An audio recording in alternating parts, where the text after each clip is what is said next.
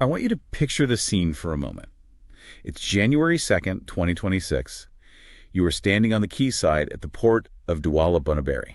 Which is, I mean, it's the economic lung of Cameroon. Everything flows through there. Everything. It's the absolute heartbeat of the nation's commerce. Yeah. And you can feel it in the air. It's hot. It's humid.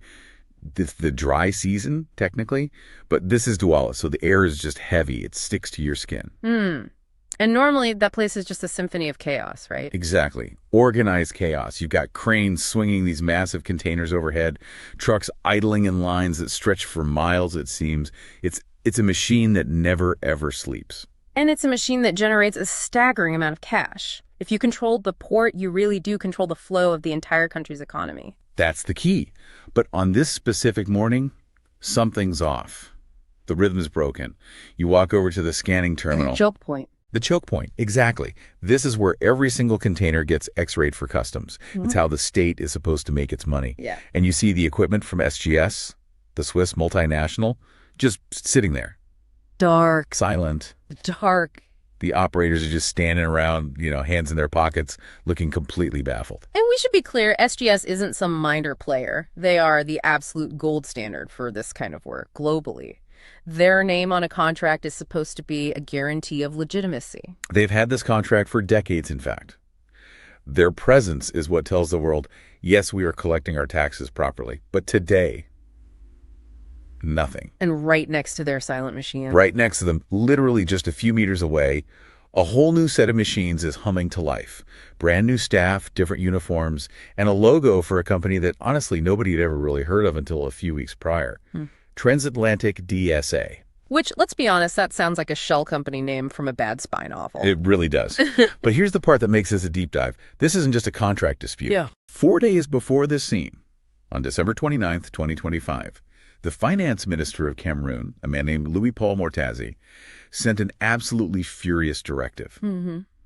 He explicitly ordered the port director not to switch those new machines on.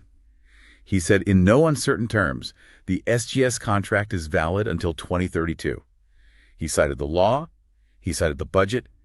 He threw the full weight of his office at this. And Mortazi is a heavyweight. We have to understand that. He's not just some bureaucrat. He is the president's nephew. Right. In the power structure of Cameroon, when the president's own nephew, who is also the finance minister, gives a direct order about finance that is supposed to be the word of God, it's supposed to be final. And yet on January 2nd, the transatlantic machines were running. The port director, a guy named Cyrus Ngo, simply ignored him. Ghosted him. Completely. And it gets worse.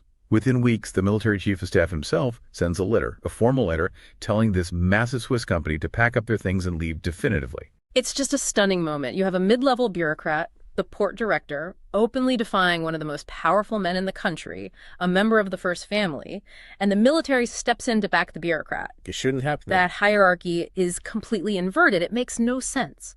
Unless there's another power structure at play that we can't see on the surface. And when I first read the source material for today, this incredible report by Joaquim Ferrara, it's titled Seized Ports, Stolen Country, my first thought was exactly that. Okay, this is a boring contract dispute, a turf war over customs fees. Sure, just another day of graft in a resource-rich nation. That's the easy explanation. But Ferrara's thesis is so much darker. He argues that what happened at that port, it wasn't just corruption, it was a smoking gun. The tip of the iceberg? It was the most visible sign of a silent coup that has, for all intents and purposes, already taken place in Yaoundé. And that's really the mission for this deep dive, isn't it? We need to unpack this idea of a silent coup. Because, when we talk about coups in West or Central Africa, and we've seen a lot of them lately, we have a very specific image in mind. Oh, yeah. Guys in fatigues, seizing the national television station. Martial music playing on a loop, borders closing, a general reading a statement on TV, tanks in the street. Breaking news banners flashing across every screen in the world. Exactly.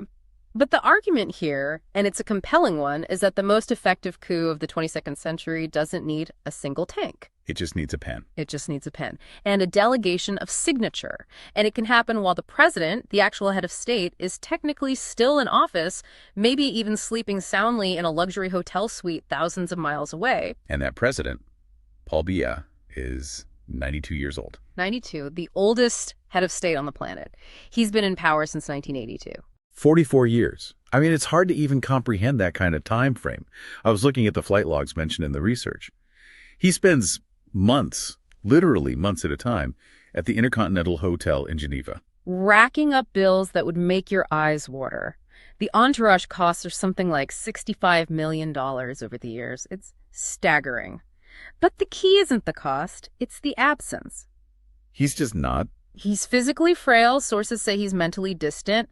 And get this, he hasn't held a proper cabinet meeting where he actually sits down with all his ministers around a table in over a decade. Wait, back. A decade? Did you say 10 years? 10 years, a full decade without a formal cabinet meeting. So you have this immense vacuum at the very top. The pilot is asleep in the cockpit. And the story of this deep dive, then, is about who rushed in to grab the controls. Exactly. It's a story about two warring factions. On one side, you have what you could call the old guard, the blood relatives of the president. Yeah. They're represented by that finance minister, Mossadegh, the one who got so publicly humiliated at the port. Okay, so that's faction one. And on the other side? The wife and the secretary. First Lady Chantal Biya and the Secretary General of the Presidency, Ferdinand Gonego. This is the alliance that the article calls the partnership. And they are not just winning this war for succession. They're stripping the country down for parts before the president has even taken his last breath. And the stakes, I mean, they're enormous. We're talking about 15 tons of missing gold. We're talking about journalists being abducted, tortured, and mutilated. We are talking about a family feud that is literally tearing a nation apart at the seams. It is absolutely Shakespearean. It really is. You have the aging, absent king. You have the ambitious, plotting stepmother. The disinherited prince. It hits every single beat of a classic tragedy. It really does. And to understand the politics, to understand why a port was seized, we actually have to start there. We have to start with the family tree. You can't understand the balance sheet until you understand the dinner table dynamics at the presidential palace. It's all connected. All right, so let's map it out for everyone. At the center of this universe, you have Paul Biya. He's the sun around which everything is supposed to orbit. But he's a fading sun, a distant one. Exactly. Now, before he married his current wife, Chantal, Paul Biya had a first wife, Jane Irene. And by all accounts, she was a very different kind of figure. Much more low-key, very respected, not nearly as flamboyant as Chantal. She passed away back in 1992. But together, she and Paul Biya had a son. Franck Biya. Franck Biya, born in 1971, so he's in his 50s now. And in any traditional, dynastic political system, and we see them all over Africa, think of the Bongos in Gabon or the Ayadimas in Togo, the son succeeds the father. It's the expected path. It's the natural order of things. Right. And for a very long time, that was the assumption in Cameroon. Franck keeps a relatively low profile. He's a businessman. But the quiet understanding was always when the old man goes, Franck is the one who steps in. But the source material, this report from Ferrara, it highlights something fascinating and, frankly, kind of tragic about Franck's situation now. He isn't just being sidelined. No, it's more than that. He's being systematically erased. So what does that look like in practice? I mean, he's still the president's son, right? You still have the name, the bloodline. He has the name, but he doesn't have the access. And in a court like this, access is everything. The report mentions that Franck Biya, a grown man, the president's firstborn son, cannot simply walk into the presidential palace and see his own father. He has to make an appointment with, a secretary? It is so much worse than that. He has to get permission from his stepmother. From Chantal Biya. Yes. She controls the door. She is the ultimate gatekeeper. If she decides she doesn't want Franck in the room with his father, then Franck is not getting in that room. End of story. That's an unbelievable amount of leverage. You're not just politically isolating him. You are physically cutting off the air from the very source of his legitimacy. And it goes beyond just physical access. It's about systematically destroying his network. Let's go back to Louis Paul Motez, the finance minister. The guy who lost the fight over the port contract. He's not just a minister. He's Franck Biya's cousin. Oh. He represents that first family lineage, the blood relatives, by humiliating Motaz so publicly, by having a lower-ranking official like the port director completely ignore his direct legal orders. The Chantal faction is sending a brutal message to the entire state bureaucracy. And that message is what? Don't bet on the prince. It's saying Franck's protection means nothing. His allies are weak and can be crushed. The real power is with us. They're starving him of oxygen. They are completely isolating him. Which brings us then to the new family, to Chantal Biya. She marries the president in 1994. And she brings a completely different energy to the palace. She's flamboyant, famous for that iconic, towering red hair, the high fashion, a global socialite. But behind the scenes, politically, she is absolutely ruthless. Now, here's the twist that I found so interesting. Usually in these situations, you'd expect a first lady to be maneuvering for her own biological children with the president to take over. Right, the natural instinct. And she does have 2 kids with Paul Biya. There's a son, Paul Jr., and a daughter, Brenda. Okay, so why aren't they the ones being positioned? Well, from what the report suggests, they aren't seen as serious political contenders. They're more like influential socialites. You see them on Instagram, living lavish lifestyles, but they don't seem to have the interest or the grit for the grinding gears of statecraft. They're not operators. So Chantal isn't pushing them for the throne? No, she's pushing her sons from a previous relationship. From before she even met the president? Correct. Before she married Biya, she was a single mother to twin boys, Frank Hertz and Patrick Hertz. Wait, hold on. So let me get this straight. These 2 guys, the Hertz twins, they have 0 biological relation to President Paul Biya. None whatsoever. 0 Biya blood. They're the stepsons. And yet, if you look at who is actually winning the massive state infrastructure contracts, who is showing up in Dubai to negotiate billion-dollar oil deals, it's not Frank Biya, it is Frank Hertz. Wow. That is incredibly bold. I mean, historically, in any monarchy or dynasty, favoring the stepchild over the blood heir is a recipe for civil war. It cuts against every single tradition. The article calls it a primal replacement, and that's exactly what it is. This isn't just about securing a comfortable future for her kids. It's about swapping out the entire lineage of the state, replacing the Biya bloodline with her own. And they're clever about how they do it. The branding. The branding is key. The report notes that Frank Hertz very often introduces himself, or is referred to in business circles, as Frank Hertz Biya. He just tacks the name on the end, the compound name. Exactly. It anchors him to the power. It creates legitimacy out of thin air. If you're a foreign investor in a boardroom in Zurich or Dubai, and a guy walks in introduced as Mr. Biya, you're not going to ask for a DNA test. No, you just assume he speaks for the president. It opens doors. It opens doors that lead directly to bank vaults, so now the picture is clear. We have the frozen heir, Frank Biya, locked outside the palace gates. And we have the Hertz boys, the stepsons, inside counting the cash. But Chantal, for all her influence, she can't run the government by herself. She's the first lady, she's the gatekeeper, but she needs a mechanic. She needs someone who actually knows how to pull the levers of the state machinery. And that is where we meet the architect, Ferdinand Nungo Nungo. The man they call the vice god. A nickname he apparently quite enjoys. And if you look at his power, it's not an exaggeration. I really want to drill down on this guy, because on paper, his title is Secretary General of the Presidency.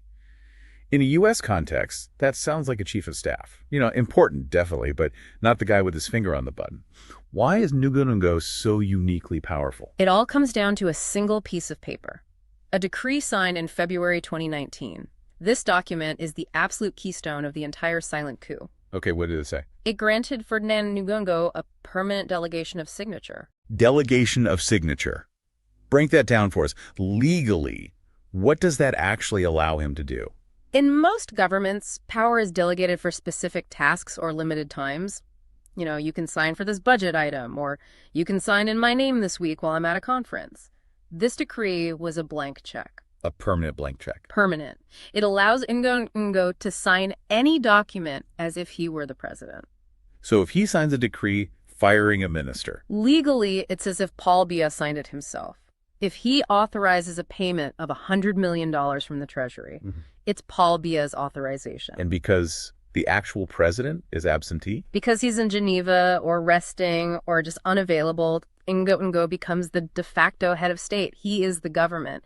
The ministers, they don't really report to the prime minister anymore. They report to Nungo because he's the one who holds the president's pen. That explains everything about the port crisis. That's why the prime minister was totally ignored. Absolutely. The prime minister, a man named Dion Nungut, is technically the head of government, but in this new reality, he's a figurehead.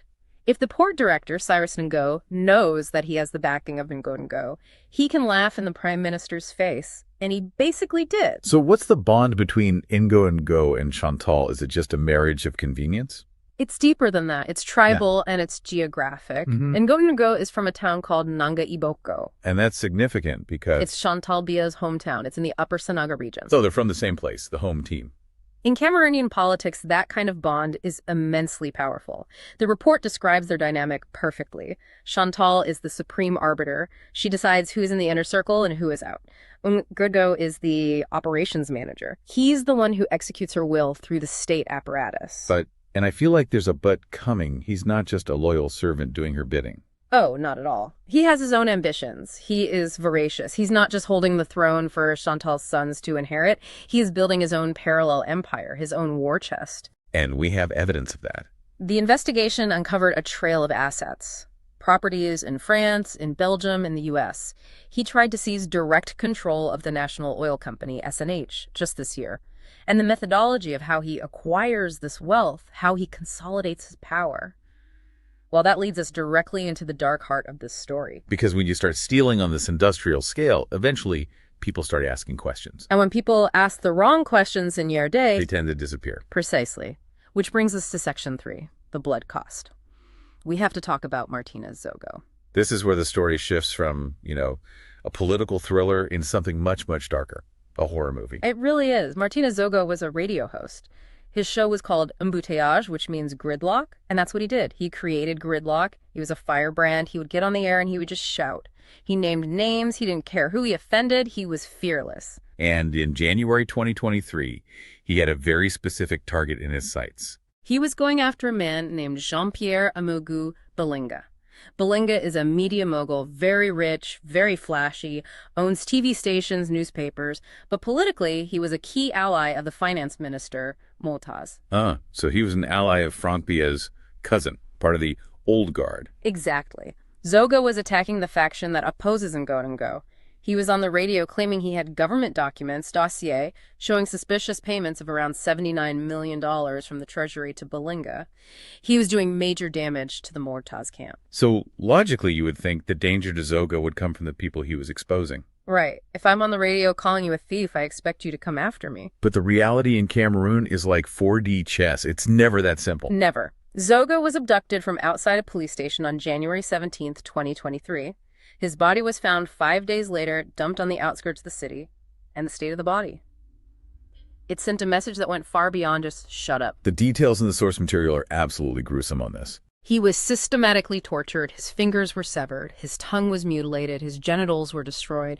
It was ritualistic. It was a level of brutality designed to send a wave of pure terror through the entire media class. And the investigation that followed, who did they arrest? This is the crucial pivot. This is where the real goal becomes clear. The investigation, of course, swept up Belinga, the media mogul Zogo was exposing, but it also swept up a man named Leopold Maxime Iko. Iko. Who is he? Rep of the CIA of Cameroon. Okay, so the country's top spy chief gets arrested for the murder of a journalist. That's a huge story. It's a massive story, but here's a critical insight from the source material, from sources inside the security services. They describe Iko as the only man who knows Ngo's plans and can stop him. Oh. Iko was Ngo's primary rival within the deep state.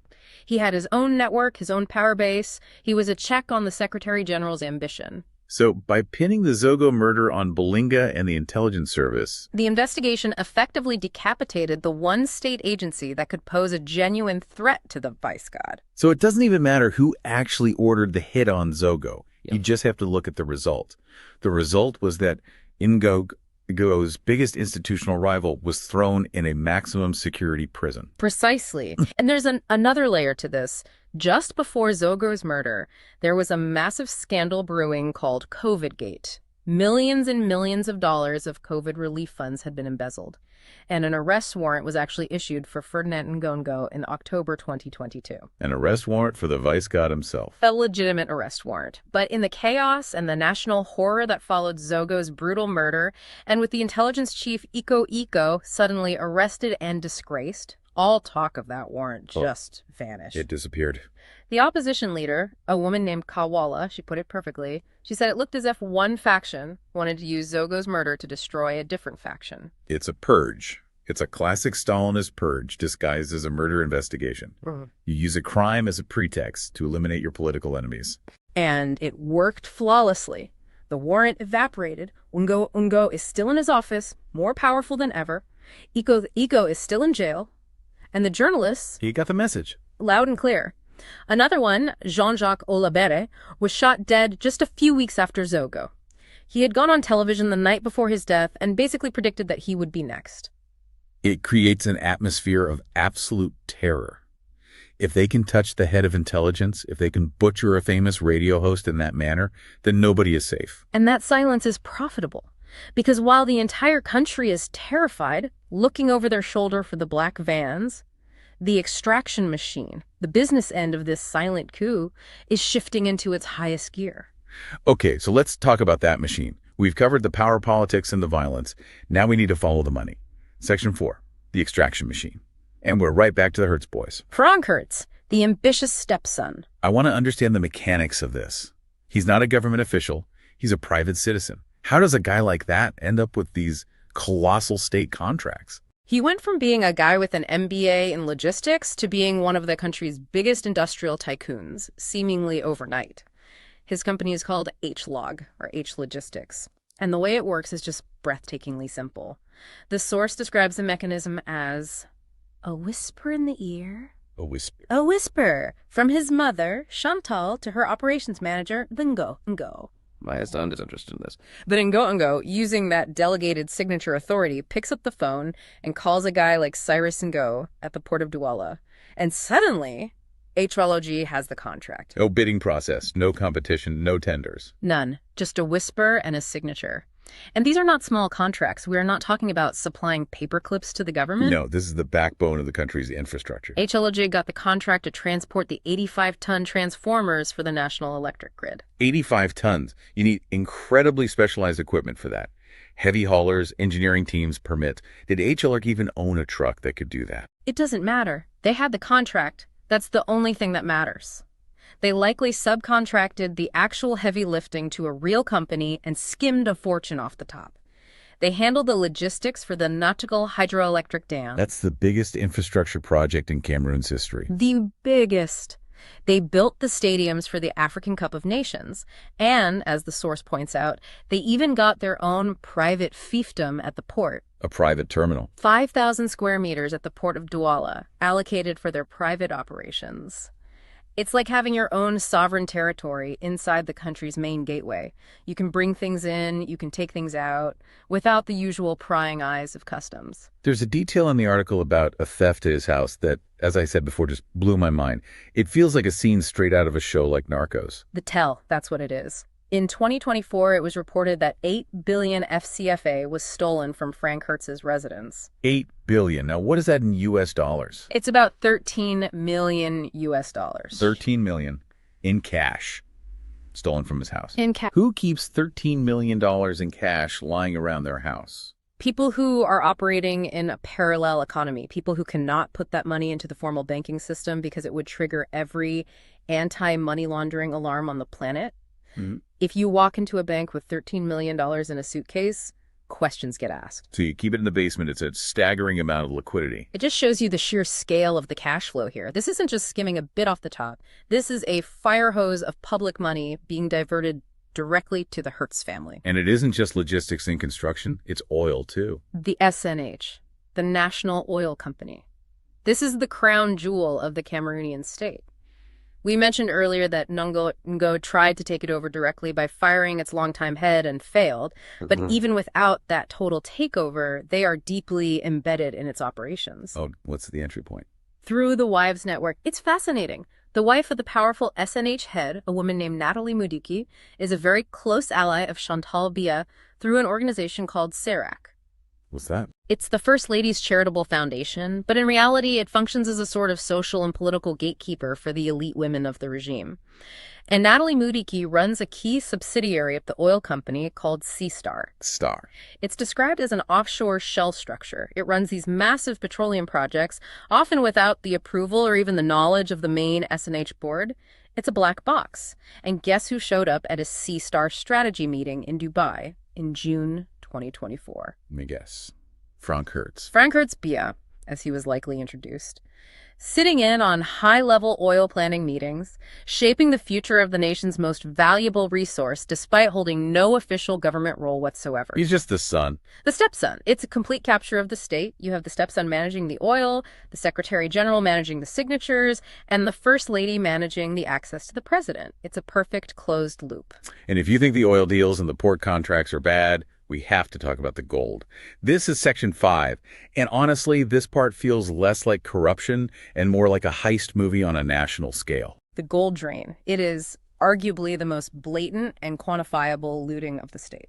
So just walk me through the numbers again, because the discrepancy that the report lays out it's not just a rounding error. It's insane. It's not a discrepancy, it's a chasm.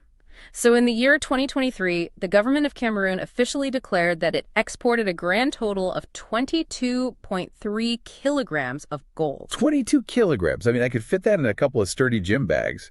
For an entire country with known gold deposits, that is nothing. It's functionally zero. But international trade data compiled by bodies that track global imports shows that the rest of the world, primarily the UAE, so Dubai imported 15.2 tons of gold from Cameroon in that same year. Wait. Say that again. 22 kilograms declared versus 15 tons imported. 15,000 kilograms. Correct. The math is simple. Roughly 15 tons of gold vanished. It was mined in Cameroon, put on planes, and flown to Dubai without ever passing through the state treasury. The lost revenue from that must be astronomical. Hundreds of millions of dollars a year. That's money that should be building schools, paving roads, funding hospitals. Instead, it's funding a shadow state and lining pockets in Yaoundé and Dubai. So who is the magician? Who makes 15 tons of gold disappear into thin air every year?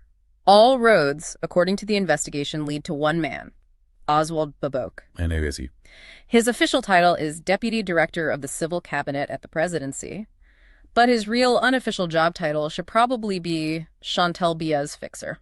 He manages her private affairs. And where's he from? Let me guess. He is from a town called Dimako, that's in the east region of Cameroon. Right where the gold is. It is the absolute heart of the gold belt, and not coincidentally, it's the same village where Chantal's mother is from. So there is a deep ancestral village-level connection there. Okay, so how does the Babok operation actually work? Is he running the mines himself? It's a family business. His daughter, a woman named Indira Baboke, holds 3 industrial mining permits in the region. Now, legally, these permits are strictly for Cameroonian nationals, but she doesn't do the mining. She leases them out to Chinese mining companies. So the Chinese operators bring in the heavy machinery, the expertise. They strip the land, they extract the gold on an industrial scale, and they pay a rent directly to the Babo family. Then the gold flows out of the country through intermediaries, bypassing all official channels. And the final destination is always Dubai. Always Dubai. The report found that Babok owns multiple properties there. He even has his son enrolled in a football academy in Dubai. It is the financial hub and the safe haven for the entire operation. And looking at his assets back in Cameroon, he's not exactly hiding his wealth. He's not keeping it in cash under the mattress like Frank Hertz. Not at all. He owns a fuel import company called Josedalo Petroleum. He owns construction companies, water and paper supply companies. He owns restaurants built on land belonging to Chantal's family. His real estate portfolio in Yaoundé alone is valued at over 3 billion FCFA. For a civil servant. A civil servant whose official salary is probably a few $1,000s a month. It doesn't add up. And the rumor is that the plan is for him to go even higher. The chatter in Yaoundé is that Ngo wants to install Babok as the next head of the SNH, the National Oil Company. Oh, wow. Imagine that. The man who runs the off-the-books gold empire taking control of the official national oil checkbook. It would be the final piece of the puzzle, total capture. Every single major resource ports, oil and gold, would be consolidated under this one faction. And that brings us full circle right back to where we started this whole conversation. The port of Douala, that mystery company, Transatlantic DSA. Right, the company that kicked out the Swiss giant. We know now that the CEO is just a front man. But the mechanism of the takeover, even after they were exposed, is fascinating. After the prime minister tried and failed to stop it, the port director, Cyrus Ngo, who is firmly in this no-go alliance, just ignored him. Blew him off completely. Completely. And then he sends a letter to the Swiss company, SGS, the one he just kicked out, and says, hey, why don't you come back? But there's a condition. You have to collaborate with Transatlantic. So come back, teach these new guys how to do the job, lend us your international credibility, but we keep the contract and the money. Exactly. It's a forced partnership. It's a way to legitimize the theft. To the outside world, to the World Bank, it looks like a standard business deal. But the revenue stream, the control, is locked in for transatlantic until the year 2051. 2051. That's more than a generation away. And that's the entire point. Which leads us to the final section, the end game. Because Paul Biela is 92 years old. He's not going to be around in 2051. He might not be around in 2027. So what happens the day he dies? Yeah. What does the Constitution say? What's the official protocol? The Constitution is very clear. The President of the Senate takes over as interim leader and has a short period to organize new elections. Okay, that sounds simple enough. A clear line of succession. Except the President of the Senate, a man named Marcel Njifenji, is 88 years old. Oh, no. And his health is reportedly just as precarious as President Bia's. He is constantly being medevaced to Europe for emergency treatment. So you have a very real scenario where the president dies and the man designated to succeed him is in a coma in a Parisian hospital. A constitutional void. A total power vacuum. And we know that nature, especially political nature, abhors a vacuum. This is the moment where the risk of open, violent conflict just explodes. And the military. Where do they fall in all this? Because at the end of the day, in these situations, the guys with the guns usually decide the winner. The security apparatus is split, but the Chantal and Ngo faction has been very busy consolidating its power.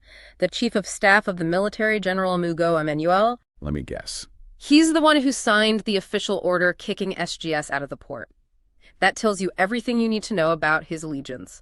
He's aligned with Ngo. So they have the chief of staff. That's huge. Meanwhile, the historical power base, the head of presidential security, General Ivo Yenwo, he's been weakened and marginalized by the fallout from the Zogo murder scandal.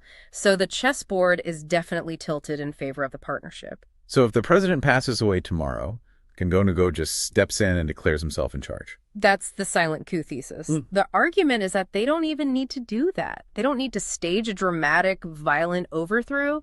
In a way, they've already captured the state. The war is already won. Because they have the contracts. Because they have the contracts. Let's just play out the scenario. Let's say, against all odds, Franck Bia, the son, somehow manages to rally support. Maybe he gets the sympathy vote from the people. Maybe he finds a faction of the military loyal to his father's memory, and he becomes president. What does he actually inherit? He inherits an empty building. The port contract is signed away until 2051. The oil revenue is being diverted through that Sea Star Shell company, controlled by Chantal's allies. The gold is flowing to Dubai through Babok's network. The intelligence service has been purged of his potential allies and is in disarray. He would be the president of an empty shell. A king with no treasury. He would sit in the palace, but he wouldn't have the money to pay the army. The Chantal-Ngo partnership has already seized the country's future cash flow. The coup has already happened. We're all just waiting for the official announcement of the previous leader's death. It is just devastating when you lay it all out like that. The family betrayal, the bureaucratic warfare, the literal torture and murder of journalists. It paints a picture of a nation that has been hollowed out from the inside. And what's so tragic is the international silence. That's something the article really touches on in its conclusion. Yeah. Where's France in all this? Where's the United States? Cameroun is supposed to be a key partner in the fight against terrorism in the region. You would think they would care deeply about this level of instability. They're nowhere to be found. France is looking the other way. The U.S. seems disengaged. The African Union is completely silent. The source mentions the last election in 2025. Paul Biya won, again, giving him a mandate to serve until he's 98. It was widely documented as fraudulent. 98 years old. It sounds like a joke from a satirical novel. It's an absolute farce. But the international community quietly accepts it because they prioritize a false sense of stability. But we have to ask ourselves, is this stability? A 15-ton gold heist every year, a government run by a signature stamp from an unelected official. It's stability for the Hertz family. It's stability for Ferdinand Ngo. But for the 28 million people of Cameroun, it's systemic theft. It's the systematic extraction of a nation's wealth on a scale that is hard to fathom by a machine that is designed to outlive the people who built it. So let's just recap the key players one last time before we go. The web, as the article calls it. At the center, you have the partnership. First Lady Chantal Biya and Secretary General Ferdinand Ngo, the Supreme Arbiter and the Operations Manager. Then you have the beneficiaries, the Hertz boys, Franck and Patrick.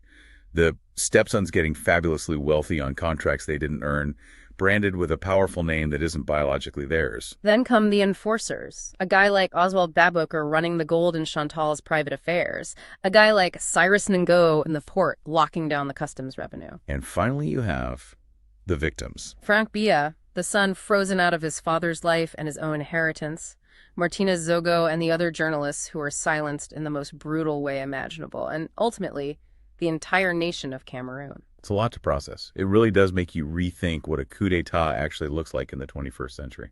And that's the provocative thought I think we should leave everyone with. We're conditioned by history and by Hollywood to think of coups as these very dramatic, kinetic events. We look for the explosion. Right. The breaking news alert. The smoke rising over the presidential palace. But maybe the most effective, most insidious coup is the one you never see on CNN. It's the one that's signed in a quiet contract meeting in Dubai while the president sleeps in a five-star hotel in Geneva. It's the one where the laws and decrees are changed one signature at a time until the democracy is just a hollow costume for a criminal enterprise. And by the time anyone realizes what's happened, the wealth of the nation is already signed away in contracts that last until 2051. Exactly. The tanks can stay in the barracks. The lawyers and the accountants have already won the war.